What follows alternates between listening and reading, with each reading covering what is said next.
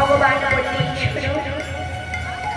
আমি সব জায়গা সব যন্ত্রণা সইতে পারি, যদি কোনো পাপিষ্ঠ আমাকে বেদম প্রহার করি, সেই প্রহারের যন্ত্রণা সইতে পারিবে না। ভক্তের নয়ন বাড়ি সইতে নাই, নিজ করে কৃপা করে দর্শন দিতে। এই দর্শন করি আমরা বড় জোরে বললাম, দয়াময় আমরা আর যাব না। কেন? আমরা তো তোমার দর্শনেই চলেছি। আজ যখন সাক্ষাৎ দর্শন পেয়ে গেছি, আমরা আর যাব না।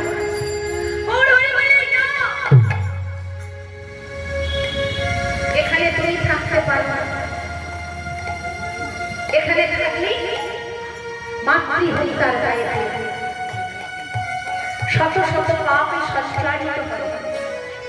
একটি গান আছে, পিতা আনন্দেতে মাটি আসা বলে দেয়, চলে গেল ফিরে এলো না। বামার ধরিয়া যন্ত্রে কত কষ্ট করে, 10 মাস 10 দিন পেল যন্ত্রণা। শুধু তাই নয়, এই সন্তানের দায় কত মায়ের প্রাণ হারায়। সেদিন জানো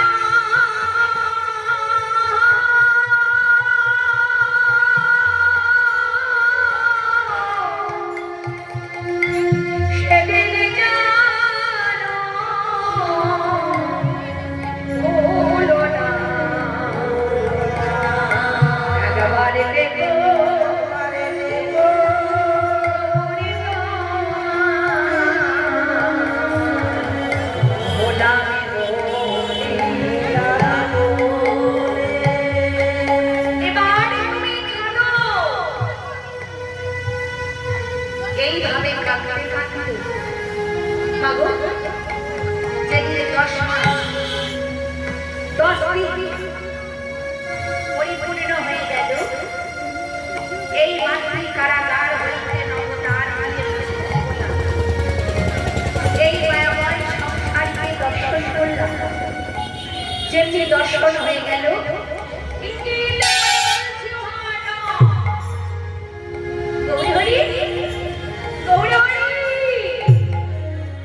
আর লাগবো না, আর এই তো আমি সবই পেয়ে গেছি। আগত শিশুকাল, শিশুকালে আমরা কি করি? শিশু খেলা, শিশু খেলা খেলতে খেলতে যৌবনে কালে পড়ি। যৌবন কালটা কেমন? আপনাদের কাছে তো নদী আছে, যখন আষাঢ় শ্রাবণ মাস হয় পরিপূর্ণ, এখন সেই পরিপূর্ণতা কি আছে? না, ভাটায় পরিণত হয়ে গেছে। ততটুকু আমাদের এই মানব অনেকই চলছে, তারপরে আবার ভাটায় পরিণত হয়েছে। যৌবন কাল পার হয়ে গেছে, এর মধ্যে আরেকটি কাল আছে, সেটি হচ্ছে শৈশব কাল। এই মায়াময় সংসারকে গঠন করা, স্ত্রী আমার, পুত্র আমার, কন্যা আমার, ঐশ্বর্য আমার, স্বামী আমার।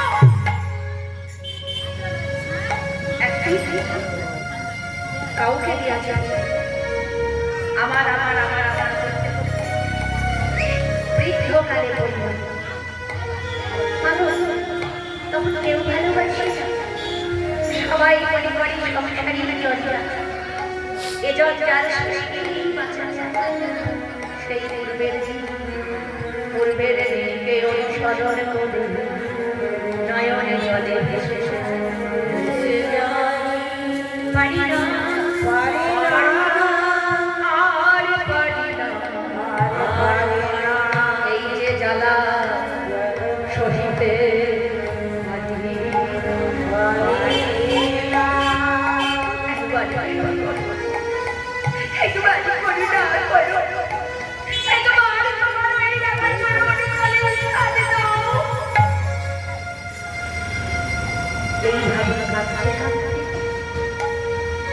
এই দেখুন আমাদের এটি হচ্ছে এই খাঁচাতে একটি প্রাণ পাখি আছে এই প্রাণ পাখিটি যখন উড়ে চলে যায় ধরা মাঝে পড়ে থাকে আমাদের প্রাকৃতিক জগতে কি করে আমাদের এই খাঁচাকে নিয়ে শ্বাস কি গো যাওয়ার সময় পাও না আমরা এত পরিশ্রম করি রোদে পড়ে জলে ভিজে কত কষ্ট করে উপার্জন করি যাওয়ার সময় কাঁচা ঘাস খেয়ে খাই এমন সুন্দর অষ্টে পৃষ্ঠে বন্ধ করি চার জনাই কাঁদি প্রথম জন কি বলি বলো হরি বলো হরি বলো হরি আমার এই কীর্তনের কোনো কথা মনে রাখো না ভাই রাখা এই কথাটা মনে রাখবে যখন আপনাদের ওই রাস্তা মৃতদেহ যাবে লক্ষ্য করে দেখবেন মৃতদেহ নিয়ে কথা বলব তবে আপনারা বলতে পারেন মৃতদেহ কি কথা বলতে পারে তবে আজকাল ভাষায় বলে কথা দিয়ে বলি শোনো কাকে তোমরা হরে বলতে বলছো বলো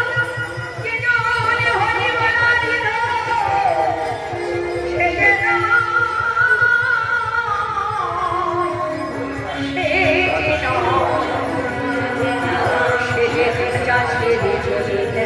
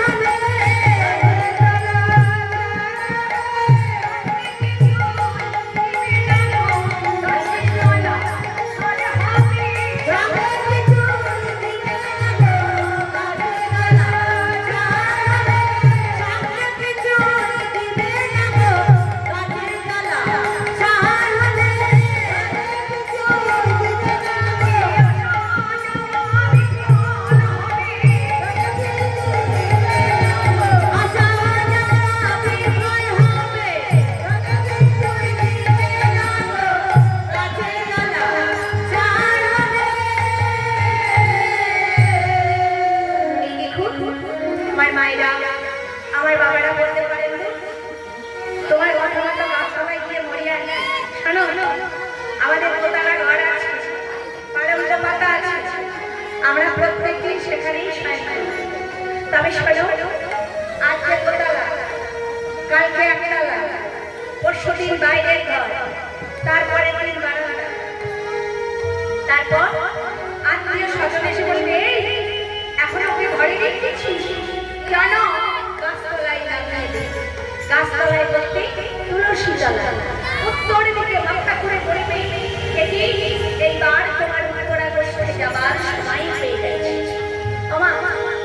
আমরা এত পরিশ্রম করলাম, রোদে রোদে জলে কত কষ্ট করে উপার্জন করলাম, আমাদের সঙ্গে কিছুই যাবে না কি গো? শুধু হাতেই ফিরে যেতে হবে? অহংকার বলি না, যাবি গো যাবি, অমূল্য সম্পদ, অমূল্য সম্পদ কি হরি নামে যাবে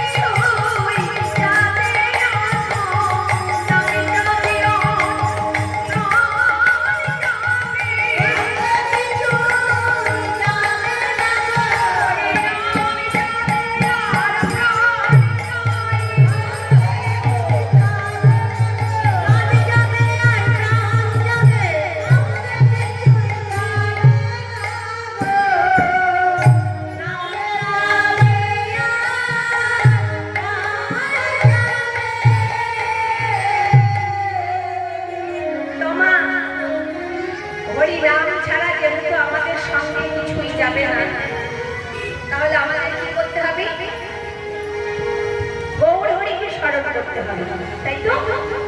এই দেখো, আমরা যদি বৃন্দাবন ধামে যাই, কার নামে জয় ধ্বনি করি মায়েরা? তোমরা বলো। রাধারানী নামে জয় ধ্বনি করি। আচ্ছা, পুরীর ধামে যদি যাই, কার নামে জয় ধ্বনি করে? আমার বাবারা বলো বলুন। পুরীর ধামে গেলে কার নামে জয় ধ্বনি করি? জয় জগন্নাথ। সিদ্ধার্থ নামে গেলে কার নামে জয় ধ্বনি করি?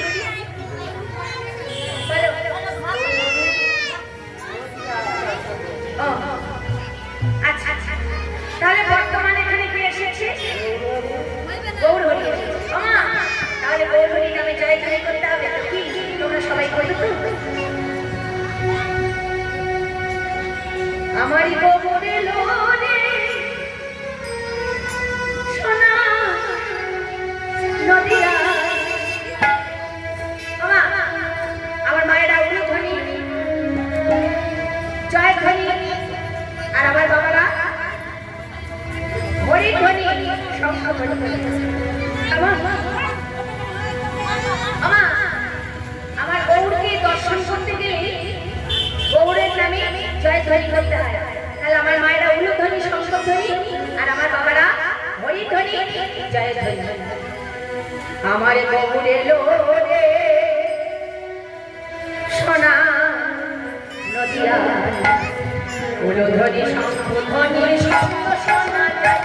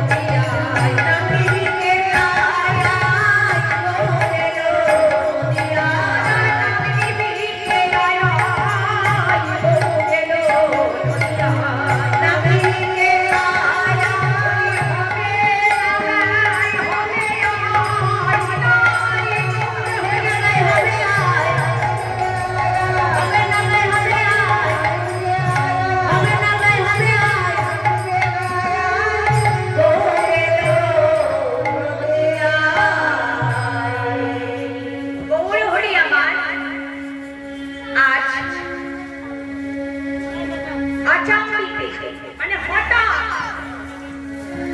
হঠাৎ কৃষ্ণ নাম শুনে এতদিন যাবত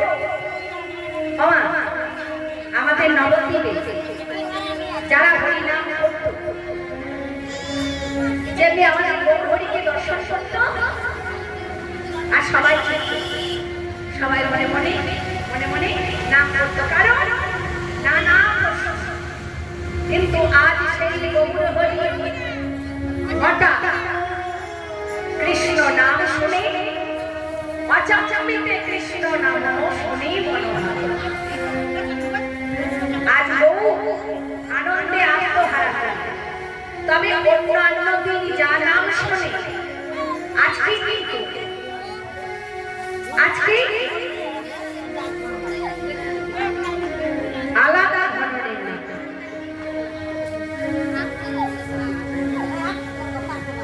আলাদা ধরনের নাম শুনে হ্যাঁ গো গোরার আনন্দে আর ভরে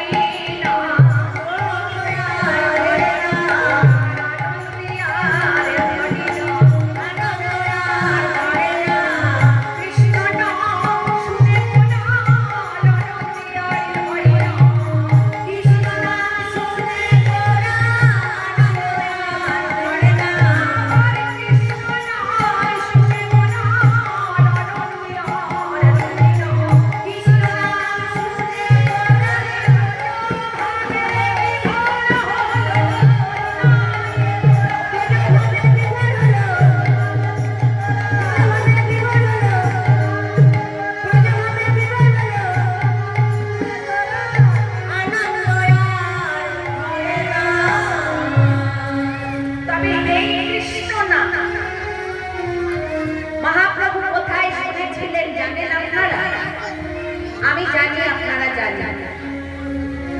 এই কৃষ্ণ নাম মহাপ্রভু শ্রবণ করেছিলেন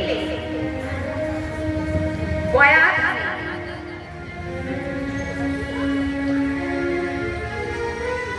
বিষ্ণু চরণ দর্শন করতে গিয়েছিলেন, কারণ মহাপ্রভু বাল্য বয়সে তার পিতা হারা যখন নিত্য ধামে গমন করে, যখন দিকে দিকে ছড়িয়ে পড়েছে নিমাই পণ্ডিতের কথা, আমাদের নবদ্বীপ ব্রাহ্মণ সমাজ তর্কলঙ্কা, স্মৃতিতীর্থ, কাব্যতীর্থ, বিদ্যালঙ্কা, এমন চূড়ামণি, বাচস্পতি, এরা সকলে একত্রিত হলে সচিবাকে এসে বলে, সচিব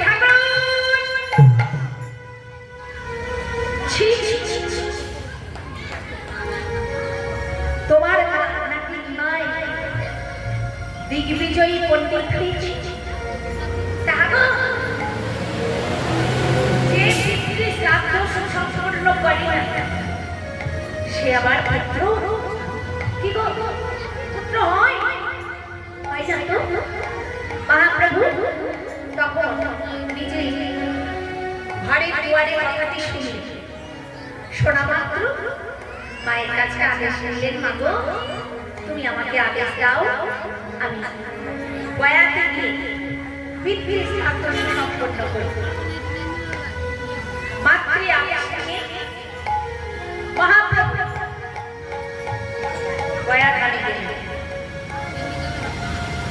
বিষ্ণু চরণে যখন তুলসী গঙ্গা জল অর্পণ করছে, এই মন্ত্রটি পাঠ করছে, ওম ব্রহ্মণায় জগদ্ধেয়ায় শ্রী কৃষ্ণায় গোবিন্দায় নমো নমঃ।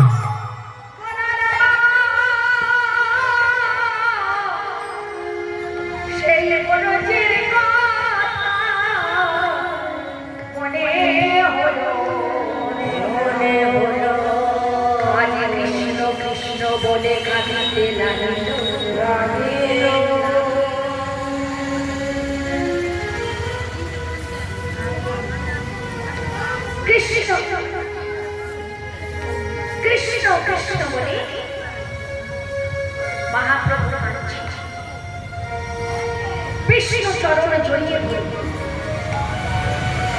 মতো সময় ঈশ্বর পুরী বসাই এই খোকা আয় সরে সরে ওরে বাবা সর কৃষ্ণ জড়িয়ে ধরে ঘোরাফেরা হবে সরে যা আমরা দর্শন করি আমাদের একটু দর্শন করতে দে না প্রভু তো ছাড়ছে না আচ্ছা বাবা তুই যে কৃষ্ণ চরণ জড়িয়ে ধরে কাঁদছিস দীক্ষা নিয়েছিস এই যে তোমাকে জিজ্ঞাসা করছি দীক্ষা নিয়েছো তো দীক্ষা না নিয়ে ভগবানের সেবা দিলে সেটা কিন্তু ভগবানের সেবাই লাগে তা মহাপ্রভু বললেন দীক্ষা না তো আমি তো দীক্ষা নিই তাই রে তুমি দীক্ষা নাও না তুমি কোথা থেকে এসেছো নাও না আমি বান্ধবী নামে পড়েছি আমার মায়ের নাম আমার নাম রুমা আমি এসেছি শ্রীধাম নবদ্বীপ তাহলে নবদ্বীপে কেউ বুঝি তোমাকে দীক্ষা নিতে বলে বলবেন না এবার আপনারা বলুন শ্রীধাম নবদ্বীপে মহাপ্রভুকে কে দীক্ষা নিতে বলে শ্রীবাস ঠাকুর শ্রীপাদ অদ্বৈত প্রভু হরিদাস ঠাকুর মুরারি গুপ্ত চন্দ্রশেখর কে বলবে যিনি জগৎ গুরু তাকে আবার গুরু চরণ আশ্রয় করতে বলবেন মহাপ্রভু এই কথা শ্রবণ করে ঈশ্বর জীবন চরণ জড়িয়ে ধরে বললেন প্রভু আজ থেকে তুমি আমার জয় জয় জয় শ্রী গুরু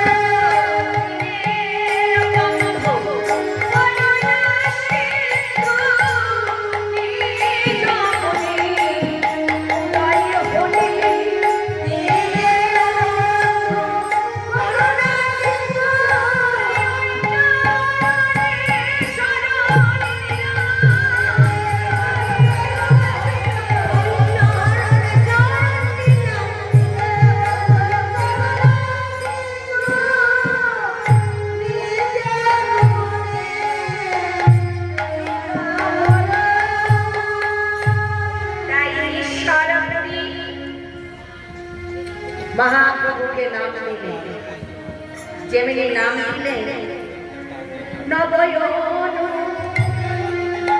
राजे प्रभु अरे नवयन राजे प्रभु